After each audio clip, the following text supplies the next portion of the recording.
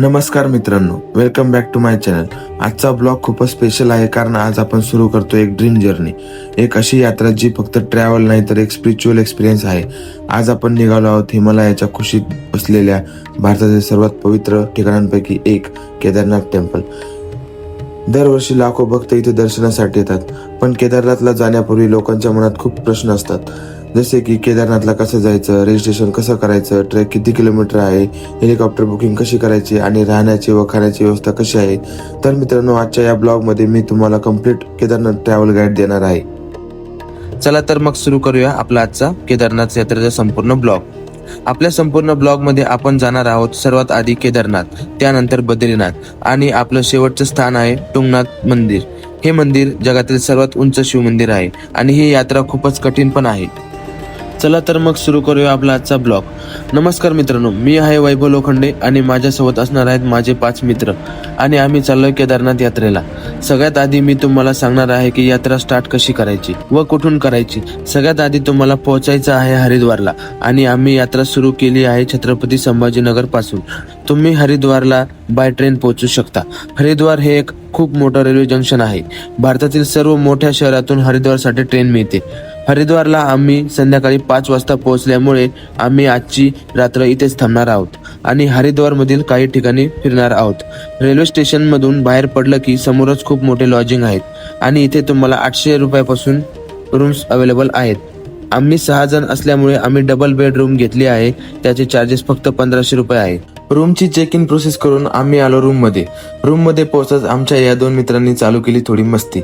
मग काय, आम्ही बाकीच्यांनी पण थोडी मस्ती करून आंघोळ वगैरे केली आणि रेडी होऊन निघालो बाहेर हरिद्वार फिरण्यासाठी।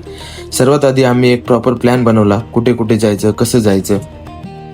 इथे तुम्ही बाहेर आल्यावर तुम्हाला कुठेही जायचं असल्यास भरपूर ऑप्शन्स आहेत। इथे रिक्षांचं खूप जास्त प्रमाण आहे, रिक्षा जागोजागी फिरत असतात आणि चार्जेस पण खूपच कमी आहेत। आम्हाला रेल्वे स्टेशन पासून गंगा घाटापर्यंत 20 रुपये पर हेड घेतले आणि आलो गंगा घाटाजवळ।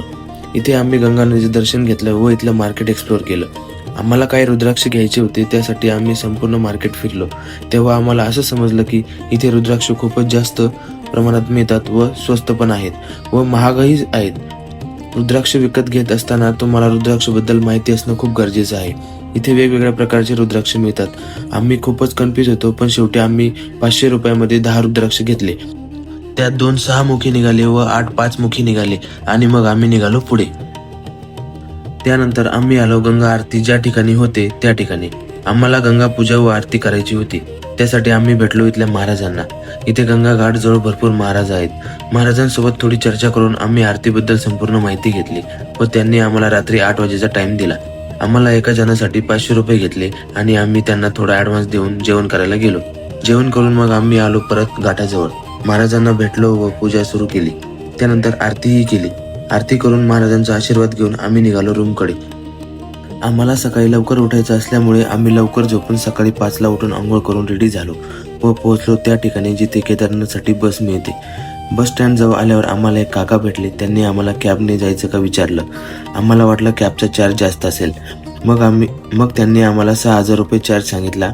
तसं हरिद्वार पासून सोनप्रयागला जाण्यासाठी 800 रुपये एकाची बसची भाडे लागते। मग आम्ही विचार केला पर हेड 200 रुपये जास्त लागत आहे आणि त्यात आपण पाहिजे तिथे कॅब थांबू शकतो। मग शेवटी आम्ही कॅब डन केली व निघालो केदारनाथच्या दिशेने। कॅबने येण्याची मजा थोडी वेगळीच होती। सुंदर असं दृश्य, नॅचरल हवा आणि इथले डोंगरदरी बघत बघत आम्ही पोहोचलो देवप्रयागला। देवप्रयाग संगम हा भारतातील अतिशय पवित्र आणि सुंदर संगम मानला जातो। येथे 2 पवित्र नद्या एकत्र येऊन गंगा नदी तयार होते। हिंदू धर्मात देवप्रयाग संगम अत्यंत पवित्र मानला जातो। येथे स्नान केल्याने पापाचा नाश होतो अशी श्रद्धा आहे। संगमाजवळ प्राचीन रघुनाथ मंदिर आहे, जे भगवान रामांना समर्पित आहे।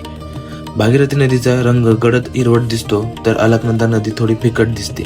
दोन्ही नद्यांना वेगवेगळा रंग असल्यामुळे हे दृश्य एकदम अतिमय आकर्षक वाटते। केदारनाथकडे जाणारा प्रवास निसर्गाच्या अद्भुत सौंदर्याने भरलेला असला तरी तो आव्हानात्मकही आहे। हिमालयातील उंच डोंगर, मुसळधार पाऊस आणि बदलते हवामान यामुळे येथे भूस्खलनाची शक्यता असते। 2013 मधील आपत्तीने या प्रदेशाला मोठा धक्का दिला आहे। मात्र आज प्रशासनाने सुरक्षा उपाय अधिक मजबूत केले आहेत। प्रवास करताना हवामानाचा अंदाज घेणे आणि अधिकृत सूचनांचे पालन करणे अत्यंत आवश्यक आहे। थोडं पुढं आल्यावर आम्ही आलो माता धारादेवी मंदिराजवळ. हे मंदिर अलकनंदा नदीच्या किनारी वसलेलं आहे. या मंदिराला उत्तराखंडाचे लोक खूप पवित्र मंदिर मानतात. 2013 मध्ये जेव्हा केदारनाथमध्ये पूर आला होता तेव्हा या मंदिरातील मूर्ती दुसऱ्या ठिकाणी हलवण्यात आली होती डॅमच्या प्रोजेक्टसाठी. त्यामुळे इथले स्थानिक लोक असं मानतात की त्यामुळेच 2013ची घटना घडली होती. धारादेवी मातेचं दर्शन करून आम्ही निघालो सोनप्रयागकडे. सोनप्रयाग हे असं ठिकाण आहे जिथे तुमची स्वतःची गाडी जरी असेल तरी तुम्हाला तुमची गाडी सोनप्रयागमध्येच पार्क करावी लागते, कारण तिथून पुढे आपण आपले वाहन पुढे घेऊन जाऊ शकत नाही. हरिद्वारकडून आलेल्या सगळ्या बसेसचा शेवटचा स्टॉप सोनप्रयागच आहे. हे आहे सीतापूर. हे सोनप्रयागच्या आधी 2 किलोमीटर आहे. जर तुम्ही बसने आले तर तुम्हाला बस सीतापूरमध्ये सोडते. तिथून पुढे बस जाणार नाही. जर तुम्ही कॅबने किंवा स्वतःच्या गाडीने आले तर तुम्ही सोनप्रयागच्या पार्किंग पर्यंत जाऊ शकता. आणि बसने येणाऱ्या भक्तांसाठी सीतापूर पासून सोनप्रयागसाठी शेअरिंग टॅक्सी मिळते व तुम्ही सोनप्रयागला पोहोचू शकता. सोनप्रयागमध्ये पोहोचल्यानंतर तुमच्याकडे 2 ऑप्शन आहेत. तुम्ही सोनप्रयागमध्ये किंवा पुढे 5 किलोमीटर गौरीकुंडमध्ये रूम करून राहू शकता. पैदल यात्रा ही आपल्याला गौरीकुंड पासून सुरू करावी लागते. सोनप्रयागमध्ये जर स्टे केला तर सोनप्रयाग पासून गौरीकुंडसाठी शेअरिंग टॅक्सी मिळते आणि टॅक्सीचा टाइम सकाळी 4 ते सकाळी 11 पर्यंतच असतो. नाहीतर तुम्हाला सोनप्रयाग पासून 11 नंतर 5 किलोमीटर पायी जावं लागतं. त्यामुळे बेस्ट आहे तुम्ही सोनप्रयागमध्ये स्टे करा व सकाळी लवकर उठून शेअरिंग टॅक्सीने गौरीकुंडला जा आणि तिथून आपली पैदल यात्रा स्टार्ट करा. सोनप्रयाग ते गौरीकुंड शेअरिंग टॅक्सी फक्त 50 रुपये घेते आणि गौरीकुंडपेक्षा सोनप्रयागमध्ये रूम रेट थोडे कमी पण आहेत.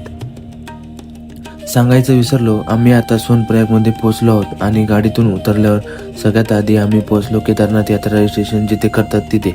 आम्ही तर ऑनलाईन रजिस्ट्रेशन केलं होतं, त्यामुळे आम्ही फक्त चेक केलं की आमच्या रजिस्टरमध्ये सगळं बरोबर आहे की नाही. रजिस्ट्रेशन तुम्ही ऑनलाईन व ऑफलाईन दोन्ही पद्धतीने करू शकता व शक्यतो ऑनलाईन केलेलं योग्य आहे, कारण इथे वेळ खूप जातो रजिस्ट्रेशन करण्यासाठी आणि गर्दी पण खूप असते. रजिस्ट्रेशनची वेबसाईट तुम्ही स्क्रीनवर बघू शकता. या वेबसाईटवरून तुम्ही रजिस्ट्रेशन करू शकता. त्यानंतर आम्ही निघालो रूमच्या शोधात. इथे सगळ्यात स्वस्त राहण्याची सोय म्हणजे हॉल सिस्टम. इथे फक्त 150 रुपये पर पर्सन घेतात व त्यात तुम्हाला एक गादी, एक उशी आणि चार्जर पॉईंट मिळते आणि एका हॉलमध्ये 30 ते 40 जण राहू शकतात. पण आमच्या बॅग सेफ राहाव्यात म्हणून आम्हाला रूम पाहिजे होती आणि फायनली आम्हाला रूम शोधत आणि बार्गेनिंग करत एक रूम आवडली. तिचा चार्ज 2000 रुपये होता आणि आम्ही सगळे 6 जण एकाच रूममध्ये राहू शकतो एवढी मोठी रूम होती. आणि रूमवर फ्रेश होऊन लगेच आम्ही आलो रूमच्या खाली जेवण करण्यासाठी. पोटभर जेवण करून आम्ही रूमवर जाऊन लवकर झोपी गेलो, कारण सकाळी लवकर उठून पुढच्या प्रवासाला निघायचं होतं. सकाळी लवकर उठून आम्ही आंघोळ वगैरे करून रेडी झालो आणि रूम चेकआउट करून रूमच्या जवळ एक लगेज रूम होती, तिथे आमच्या बॅग सेफली ठेवल्या. तिथे पर बॅग 50 रुपये चार्ज लागला व जेवढं आवश्यक सामान आहे तेवढं घेऊन आम्ही निघालो केदारनाथला जाण्यासाठी. सोनप्रयाग ते गौरीकुंड शेअरिंग टॅक्सीने जावं लागतं. आमच्या रूमपासून टॅक्सी स्टँड अर्धा किलोमीटर होतं, म्हणून आम्ही तिथपर्यंत निघालो पायी. हर हर महादेवची घोषणा करत आम्ही पोहोचलो टॅक्सी स्टँडवर. टॅक्सीमध्ये बसून आम्ही आता पोहोचलो आहोत गौरीकुंड येथे. याच ठिकाणापासून सुरू होतो केदारनाथ टेम्पलचा पवित्र ट्रेक. पण ट्रेक सुरू करण्यापूर्वी आम्ही इथल्या काही महत्त्वाच्या ठिकाणी दर्शन घेतले. सर्वात आधी आम्ही दर्शन घेतले गौरी देवी टेम्पलचे. असं मानलं जातं की माता पार्वती आणि भगवान शिव यांना पती म्हणून मिळवण्यासाठी कठोर तपस्या केली होती. म्हणून केदारनाथ यात्रा सुरू करण्यापूर्वी भाविक येथे येऊन दर्शन घेतात आणि आशीर्वाद घेतात. दर्शन घेतल्यानंतर आम्ही गेलो तप्तकुंड येथे. इथल्या गरम पाण्याच्या कुंडात आम्ही पाय धुतले. असं मानलं जातं की या पाण्याला धार्मिक आणि औषधी महत्त्व आहे. इथे पाय धुतल्यानंतर एक वेगळीच ऊर्जा आणि ताजेपणा जाणवतो. आणि आता सर्व तयारी पूर्ण झाली आहे. समोर आहे 16 ते 18 किलोमीटरचा ट्रॅक आणि डेस्टिनेशन आहे पवित्र केदारनाथ मंदिर. तर चला मित्रांनो, आता सुरू करूया आपला केदारनाथ ट्रॅक. मंदिरापर्यंत पोहोचण्यासाठी आपल्याकडे 5 ऑप्शन आहेत. पहिला आणि सर्वात कॉमन पर्याय आहे ट्रेकिंग. खूप भक्त पायी चालत हा ट्रेक पूर्ण करतात. हा ट्रेक थोडा चॅलेंजिंग असला तरी हिमालयातील सुंदर निसर्ग, नदी, धबधबे आणि पर्वत वाहत चालण्याचा अनुभव खूपच स्पेशल असतो. दुसरा पर्याय म्हणजे घोडा किंवा खच्चर. ज्यांना चालणे अवघड वाटते किंवा ज्येष्ठ नागरिक असतात तर ते हॉर्स राईड घेऊ शकतात. तिसरा पर्याय म्हणजे पालखी. या पर्यायामध्ये 4 लोक तुम्हाला पालखीमध्ये बसून पूर्ण ट्रॅक करून नेतात. हा पर्याय प्रामुख्याने ज्येष्ठ नागरिक किंवा तब्येत ठीक नसलेल्या लोकांसाठी असतो. आणि चौथा पर्याय म्हणजे पिट्ठू. यामध्ये पोर्टर तुमची बॅग किंवा लहान मुलांना पाठीवर घेऊन ट्रेक पूर्ण करतो. आणि शेवटचा आपला ऑप्शन आहे हेलिकॉप्टर सर्व्हिस. ही एक साधारणपणे फाटा किंवा गुप्तकाशी येथून मिळणारी सेवा आहे. हेलिकॉप्टरने काही मिनिटातच केदारनाथपर्यंत पोहोचता येते, पण त्यासाठी तुम्हाला प्री बुकिंग करणं आवश्यक आहे. आणि आता आमचा केदारनाथ ट्रॅक सुरू झाला आहे आणि आम्ही हळूहळू पुढे चालत आहोत. सुरुवातीचा ट्रॅक थोडा सोपा वाटतो, पण जसं जसं पुढे जातो तसा चढ जास्त जाणवायला लागतो. उंची वाढत असल्यामुळे थोडा थकवा जाणवतो, पण आजूबाजूचा निसर्ग पाहिला की सगळा थकवा विसरून जातो. रस्त्याच्या एका बाजूला उंच हिमालयाचे डोंगर आणि दुसऱ्या बाजूला वाहणारी पवित्र मंदाकिनी रिव्हर. हा सीन खरोखरच खूप सुंदर दिसतो. ट्रेक करताना रस्त्यामध्ये सतत हर हर महादेवचा जयघोष ऐकायला मिळतो. देशाच्या वेगवेगळ्या भागातून आलेले भक्त एकाच ध्येयाने पुढे चाललेले दिसतात, जे की दर्शन घ्यायचे फक्त केदारनाथ मंदिराचे. रस्त्यामध्ये अनेक ठिकाणी चहा, मॅगी आणि स्नॅक्सचे छोटे छोटे स्टॉल्स आहेत. थकल्यावर इथे थोडा आराम करून पुन्हा ट्रेक सुरू करता येतो. कधी कधी हवामान अचानक बदलतं, कधी ढग येतात, कधी हलका पाऊस पडतो, तर कधी सूर्यप्रकाश हिमालयात खूप सुंदर दिसतो. ट्रेक करताना घोडे, पालखे आणि पिट्टू सुद्धा दिसतात, त्यामुळे हा रस्ता जिवंत आणि उत्साहाने भरलेला असतो. जरी हा ट्रॅक थोडा कठीण असला तरी हिमालयाचा निसर्ग, थंड हवा आणि भक्तीचं वातावरण यामुळे अनुभव खूपच स्पेशल आणि अनफॉर्गेटेबल बनतो. आणि प्रत्येक पावलासोबत आपण जवळ जात आहोत पवित्र केदारनाथ टेम्पल या मंदिराकडे दर्शन करण्यासाठी. ट्रॅक सुरू करत करत आम्ही आता 5 ते 6 किलोमीटर पुढे आलो आहोत आणि आम्ही पोहोचलो मंदाकिनी ब्रिज जवळ. या पुलाखालून वाहते पवित्र मंदाकिनी रिव्हर. हिमालयाच्या पर्वतांमधून वाहणारी ही नदी खूपच स्वच्छ आणि एकदम थंड पण आहे. पाण्याचा आवाज, आजूबाजूचा निसर्ग आणि डोंगर हे सगळं मिळून वातावरण खूपच पीसफुल वाटतं. इथे थोडा वेळ थांबून आम्ही मंदाकिनी नदीमध्ये स्नान केलं. इतकं थंड पाणी होतं की सुरुवातीला थोडं अवघड वाटलं, पण नंतर एक वेगळीच फ्रेशनेस आणि एनर्जी जाणवली. इतक्या सुंदर निसर्गात बसून किंवा पाण्यात खेळत असताना सगळा थकवा आणि स्ट्रेस आपोआप दूर झाला. खरं सांगायचं तर अशा मोमेंट्समध्ये असं वाटतं की आपण निसर्गाच्या खूप जवळ आलो आहोत. ट्रेकमधला हा छोटासा ब्रेक आमच्यासाठी खूप स्पेशल होता. आता थोडा आराम करून आम्ही पुन्हा पुढे निघणार आहोत आपल्या डेस्टिनेशनकडे, पवित्र केदारनाथ मंदिराकडे. हर हर महादेव. पुढे जाताना आम्हाला भेटले मिडवे पॉइंट्स, जसे की जंगल चट्टी, भीमबली आणि चिंचोली. ही ठिकाणी रेस्टिंग पॉइंट्स म्हणून प्रसिद्ध आहेत. थोडा चहा, स्नॅक्स आणि फोटो ऑपॉर्च्युनिटीज येथे मिळतात. या ठिकाणी थांबल्यावर ट्रेकिंग मध्ये थोडा सोपा वाटायला लागतो आणि पुढच्या चॅलेंजसाठी ऊर्जा मिळते. ट्रेकच्या शेवटच्या 3-4 किलोमीटर मध्ये स्लोप खूप स्टीप होतो. उंची वाढल्यामुळे ब्रीथिंग थोडी डिफिकल्ट होते, पण जसजसं आपण वर पोहोचतो तसतसा दूरवर दिसायला लागते केदारनाथ मंदिर. आणि अचानक दिसलेलं मंदिर पहिल्यांदा पाहताना इमोशन्स अनकंट्रोलेबल होतात. ट्रेक करताना नेहमी प्रॉपर ट्रेकिंग शूज आणि लाईट बॅकपॅक घ्या. सकाळी लवकर ट्रेक सुरू करा. दर काही वेळाने पाणी प्या आणि हलके स्नॅक्स खा. स्लो अँड स्टीप पेस ठेवा. लोकल्स आणि निसर्गाचा आदर करा.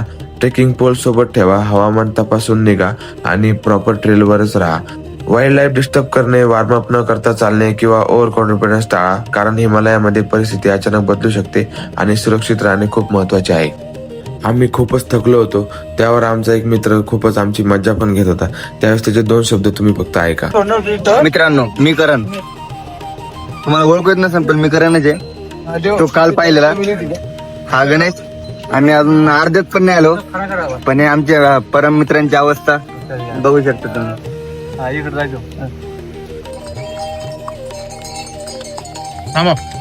इथे यायच्या अगोदर वाटलं होतं चांगले चांगले कपडे घालून फोटो काढू, आणि आता इथं कोई मिल गया मधला जादू झालं. माँ मुझे दिख नहीं रहा, माँ मैं का हूँ माँ. पुन्हा आम्ही मंदाकिनी रिव्हर मध्ये मस्ती करत एन्जॉय केला आणि तसंच पुढे निघालो. ट्रेलवर चालताना आम्हाला अनेक छोटे पिक्स आणि व्ह्यू पॉइंट्स पाहायला मिळाले, जिथून दूरवर snow cover mountains, flooring streams आणि हिरवागार व्हॅलीज दिसत होत्या. फोटो ऑपॉर्च्युनिटीज खूप होत्या, पण स्क्रीनरी आणि इमर्स होऊन चालत राहिलो. ट्रेक करताना छोटे टी स्टॉल्स आणि रेस्ट पॉइंट्स आम्हाला रिफ्रेशमेंट दिले आणि थोडा आराम मिळाला, ज्यामुळे पुढील स्टेप क्लाइम्बसाठी तयारी झाली. अशा प्रकारे स्लो बट कॉन्सिस्टंट ट्रेकिंग करून आम्ही ट्रेकचा मध्यभाग पार केला. मंदाकिनी रिव्हर ब्रिज आणि सराउंडिंग व्ह्यूज हे मुवमेंट्स खूप सिनेमॅटिक वाटली. आम्ही प्रत्येक पाऊल ट्रेकिंग एक्सपिरियन्सला ॲडव्हेंचर आणि एक्साइटमेंटने भरत होतो. ट्रेलमधील छोट्या ऑब्स्टॅकल्स, रॉक्स आणि नॅरो पाथ्स पार करताना ट्रेकिंगची मजा आणि थ्रिल अधिक वाढली. शेवटी थोडा फिजिकल एक्सर्शन, रिव्हर जवळची मस्ती आणि हिमालयन स्किनरी अनुभवून आम्ही ट्रेक पुन्हा चालू ठेवला. प्रत्येक पाऊल आम्हाला डेस्टिनेशनकडे घेऊन चालत होता. पवित्र केदारनाथ मंदिर ट्रेकिंगमध्ये थकवा, राईड, रिव्हर साईड फन आणि ब्रीथ टेकिंग व्ह्यूज एकत्र मिळाल्यामुळे हा अनुभव फक्त फिजिकल नाही तर मानसिक आणि आध्यात्मिक ऊर्जाने भरलेला असतो. ट्रेक करत असताना आम्ही थोडा शॉर्टकट मार्ग निवडला. शॉर्टकट मार्गावर चालताना थोडा एक्स्ट्रा फोकस आणि बॅलन्स लागलं, कारण ट्रेल काही ठिकाणी स्टीप आणि अनइव्हन होता. तरीही एक्सपिरियन्स खूप मजेशीर आणि एनर्जेटिक वाटत होता. थोड्या वेळातच आपण मंदिराच्या 2-3 किलोमीटर जवळ पोहोचलो आणि लगेचच ती अद्भुत एनर्जी जाणवायला लागली. हा शॉर्टकट अनुभव ट्रेकिंगचा एक ॲडव्हेंचर फील आणि रिवॉर्डिंग मोमेंट होता. आणि अखेर तो क्षण आला. ट्रेकिंगचा थकवा, रिव्हर ब्रेक, स्टीप पाथ आणि हिमालयन ॲडव्हेंचर पार करून आपण पोहोचलो केदारनाथ मंदिराजवळ. जसं मंदिर जवळ दिसायला लागलं तसा आनंद आणि उत्सुकता कंट्रोलिंग पूर्णपणे राहू शकत नव्हती. दूरवरचं उंच डोंगर, स्नो कॅप पीक्स आणि मंदाकिनी रिव्हरची सुरेखता पाहून मन प्रसन्न झालं. दर्शन करून आम्ही निघालो रूम शोधण्यासाठी. केदारनाथमध्ये राहण्यासाठी अनेक पर्याय उपलब्ध आहेत. तुम्ही गव्हर्नमेंट कॉटेजेस आणि गेस्ट हाऊस निवडू शकता, जे गव्हर्नमेंट मॅनेज आणि सुरक्षित आहेत. त्याचबरोबर मंदिराजवळ काही हॉटेल्स आणि प्रायव्हेट गेस्ट हाऊस आहेत, जे थोडे कम्फर्टेबल आणि मॉडर्न सुविधांसह उपलब्ध आहेत. जर तुम्ही बजेट ट्रॅव्हलर असाल तर अनेक धर्मशाळा सुद्धा इथे आहेत, जिथे बेसिक सुविधा आणि साधी व्हेजिटेरियन फूड मिळते. काही ठिकाणी टेंट स्टे आणि सीझनल कॅम्प्स देखील असतात, जे पिलिग्रिम सीझनमध्ये उपलब्ध असतात आणि थोडे ॲडव्हेंचर आणि लोकल एक्सपिरियन्स देतात. लक्षात ठेवा की पीक सीझनमध्ये मे, जून आणि सप्टेंबरमध्ये लॉजिंग खूप लवकर बुक होते, त्यामुळे ॲडव्हान्स बुकिंग करणे खूप महत्त्वाचे आहे. विंटर सीझनमध्ये मंदिराजवळचे स्टे ऑप्शन्स बहुतेक बंदही असू शकतात. त्यानंतर आम्ही रूमवर जाऊन थोडं फ्रेश झालो. थोडा आराम केल्यावर खाली उतरून जेवण केलं, जे हलके आणि ताजेतवाने होते. त्यानंतर आम्ही दर्शनासाठी लाईनमध्ये उभे राहिलो. टेम्पलजवळ पोहोचताना सगळा ट्रेकिंगचा थकवा, रिव्हर साईड फन आणि स्टीप क्लाइंब विसरून डेवोशनचा अनुभव इंटेन्स झाला. दर्शन करताना लक्षात आलं की केदारनाथ टेम्पल हे भगवान शिवच्या 12व्या ज्योतिर्लिंगापैकी एक आहे आणि हे मंदिर हिमालयाच्या उंचीवर 3583 मीटरवर वसलेलं आहे. केदारनाथ मंदिरामध्ये भगवान शिवची मूर्ती मुख्य आकर्षण आहे. ही मूर्ती साध्या काळ्या दगडाची बनलेली आहे आणि ती खूप एन्शियंट आहे. मूर्तीमध्ये शिवाची पारंपरिक लिंगरूप दिसते, ज्यामध्ये भक्त त्यांच्या डेवोशन आणि श्रद्धा व्यक्त करतात. मंदिरातील मूर्ती खूप स्क्वेअर आणि पॉवरफुल एनर्जी असलेली मानली जाते. मंदिराच्या मागे खडकातून येणारं हे बर्फासारखं थंड पाणी हिमालयातून येणारं नैसर्गिक झऱ्याचं पाणी आहे, जे भक्त पवित्र मानून हे पाणी घरी घेऊन जातात. या पाण्याला काही लोक अमृत असेही म्हणतात. बॉटलमध्ये हे पाणी भरून आम्ही निघालो भीमशिलाच्या दर्शनासाठी. मंदिराच्या मागे हा भीमशिला दगड खूप प्रसिद्ध आहे. हा प्रचंड मोठा दगड आहे आणि याला भीमशिला म्हणतात. 2013 मध्ये मंदिरात खूप मोठा पूर आला होता. त्यावेळी या दगडाने मंदिराला पुरापासून वाचवण्यासाठी खूप मदत केली होती. त्यामुळे मंदिराला काही नुकसान नाही झाले. मी आत्ता केदारनाथ मंदिराच्या समोर उभा आहे आणि विश्वास बसत नाही की मी प्रत्यक्ष येथे आलो आहे. सगळीकडे निळसर हिमालयाचे दर्शन आणि गारवा असा अनुभव देतो की मन थंड होतं. मंदिराचा भव्य प्रवेशद्वार आणि त्याच्या आसपासची शांतता खरंच अद्भुत आहे. सुरुवातीला वाटणारा थकवा, 18 किलोमीटरचा ट्रॅक, हे सगळं थोडंसं विसरून जायला लागतं. जसं मी मंदिरामध्ये प्रवेश करतो, ती पवित्रता आणि भक्ताची ऊर्जा शब्दात सांगता येणार नाही. प्रत्येक कोपरा, प्रत्येक मूर्ती, प्रत्येक घंटा काहीतरी वेगळंच सांगते. हा अनुभव खरंच जीवनातल्या आठवणींमध्ये कायम राहणार आहे. सकाळी लवकर उठून भैरवनाथाचे दर्शन करून आम्हाला निघायचं होतं गौरीकुंडकडे. दुसऱ्या दिवशी सकाळी उठून आम्ही फ्रेश होऊन निघालो भैरवनाथ मंदिराच्या दर्शनासाठी. मंदिराकडे जात असताना इथे प्रसाद वाटपाचा कार्यक्रम चालू होता. याला भंडारा म्हणून पण ओळखतात. इथे रोज प्रसाद मिळतो. तो प्रसाद खाऊन आम्ही चालू केली भैरवनाथ ट्रेक. भैरवनाथ मंदिर केदारनाथ मंदिराच्या परिसरात स्थित आहे. हा ट्रेक साधारण 3-4 किलोमीटरचा आहे, पण वाट खूपच सुंदर आणि नयनरम्य आहे, कारण आज आपण एका पवित्र ठिकाणी पोहोचणार आहोत, जेथे भक्तांची श्रद्धा आणि निसर्गाची सुंदरता एकत्र येते. आपल्याला आता केदारनाथचे हिमालयन शिखर दिसत आहे आणि वरती शांतता खूप भावुक करते. ही जागा फोटोसाठी खूप सुंदर आहे आणि थोडी प्रार्थनेसाठी योग्यही. थोडासा थकवा नक्कीच होतो, पण निसर्गाचे सौंदर्य आणि मंदिराची पवित्रता सगळं विसरायला लावते. जर तुम्ही केदारनाथमध्ये आला असाल तर हा ट्रेक तुम्ही नक्कीच अनुभवायला हवा. आता शेवटच्या उंच चढीतून आपण पोहोचलो आहोत भैरवनाथ मंदिराजवळ. हा मंदिर लहान आहे पण श्रद्धा प्रचंड आहे. स्थानिक लोक आणि भाविक येथे प्रार्थना करतात, घंटा वाजवतात आणि थोडा प्रसाद वाटतात. मंदिरापासून दिसणारा केदारनाथ परिसराचा विहंगम नजारा शब्दात सांगता येणार नाही. या पवित्र ठिकाणी आल्यावर आपल्याला निसर्ग आणि भक्तीची ऊर्जा दोन्ही अनुभवायला मिळते. भैरवनाथचे दर्शन घेऊन आता आम्ही निघालो आहोत खाली मंदिराकडे. खाली जात असतानाचा व्ह्यू बघत आम्ही पोहोचलो खाली. मंदिराजवळ पोहोचल्यानंतर घरी नेण्यासाठी आम्ही घेतला थोडा प्रसाद. शेवटचं मंदिराचं दर्शन घेऊन एकदम भावुक होऊन केदार बाबाला केला टाटा बाय बाय आणि निघालो गौरीकुंडच्या दिशेने. अशा प्रकारे आम्ही आता खाली परतीचा प्रवास सुरू केला आहे. खरं सांगायचं तर इथून निघताना थोडंसं वेगळं वाटतंय, कारण जेव्हा आपल्या इतक्या दिवसापासूनचा प्लॅन करून इतका मोठा ट्रेक करून इथे पोहोचतो आणि बाबा केदारनाथाचं दर्शन घेतो तेव्हा तो क्षण खूप खास असतो. सकाळपासूनच इथलं वातावरण खूपच सुंदर होतं. चारही बाजूला बर्फाच्छादित पर्वत, थंड वारा आणि मध्ये उभं असलेलं हे प्राचीन मंदिर, हे सगळं बघितलं की खरंच मन असं शांत होतं. कॅमेऱ्यात आपण कितीही शूट केलं तरी इथली जी फिलिंग आहे ना ती पूर्णपणे कॅमेऱ्यात कैद करणं शक्य नाही. आम्ही जेव्हा ट्रेक सुरू केला तेव्हा वाटलं होतं की खूप कठीण असेल, पण प्रत्येक पावलागणिक एक वेगळी ऊर्जा मिळत गेली. रस्त्यात भेटलेले लोक, हर हर महादेवचे जयघोष आणि भोलेनाथांवरील श्रद्धा यामुळे हा प्रवास खूप खास झाला. आता आम्ही खाली उतरत आहोत. ट्रेक खाली येताना थोडा सोपा वाटतो, पण तरीही काळजी घ्यावी लागते. रस्ता काही ठिकाणी घसरडा असतो आणि थंडीमुळे शरीर पटकन थकू शकतं. त्यामुळे जो कोणी इथे येण्याचा प्लॅन करत असेल त्याने चांगली तयारी करून यावं. पण एक गोष्टी नक्की सांगतो, आयुष्यात एकदा तरी केदारनाथ मंदिराला यायलाच पाहिजे. हा फक्त ट्रेक किंवा ट्रिप नाही तर एक आध्यात्मिक अनुभव आहे. आता पुढे आम्ही खाली जाताना अजून काही सुंदर व्ह्यूज तुम्हाला दाखवणार आहोत. डोंगर, नदी आणि हा सगळा निसर्ग खूपच जबरदस्त आहे. त्यामुळे व्हिडिओ शेवटपर्यंत नक्की पहा. आणि हो, जर तुम्हाला आमचा ब्लॉग आवडला असेल तर व्हिडिओला लाईक करा, चॅनलला सबस्क्राईब करा आणि बेल आयकॉनवर प्रेस करा. तुमचा सपोर्ट आम्हाला अजून असे ट्रॅव्हल ब्लॉग्स बनवायला खूप मोटिवेशन देतो. अशा प्रकारे आपण आता गौरीकुंडला पोहोचलो आणि निघालो आता आपल्या पुढच्या प्रवासाकडे. तर मित्रांनो, तुम्हाला हा ब्लॉग कसा वाटला नक्की सांगा. आणि ह्या ब्लॉगमध्ये आपण पाहिलं हरिद्वार ते केदारनाथचा संपूर्ण प्रवास. आणि हा आपल्या ब्लॉगचा पार्ट 1 होता. आणि आपला पार्ट 2 असणार आहे केदारनाथ ते बद्रीनाथ आणि तिसरा पार्ट असणार आहे बद्रीनाथ ते तुंगनाथ. पुढच्या ब्लॉगमध्ये आपण बघणार आहोत बद्रीनाथचा प्रवास, त्यात आपण कसे पोहोचणार, कुठे राहणार, कसे जाणार, हे सर्व आपण बघणार आहोत. तर आपल्या ब्लॉगचा दुसरा पार्ट म्हणजे केदारनाथ ते बद्रीनाथ मी लवकरच घेऊन येणार आहे. त्यासाठी आपल्या चॅनलला सबस्क्राईब करून बेल आयकॉनवर क्लिक करा, जेणेकरून पुढचा पार्ट तुम्हाला लवकरच दिसेल. आणि या संपूर्ण ब्लॉगमध्ये आपण केदारनाथला जाण्यासाठीची जी माहिती बघितली होती तशीच माहिती केदारनाथ ते बद्रीनाथची पण सांगणार आहे. तर मग भेटूया आपल्या नवीन ब्लॉगमध्ये. धन्यवाद.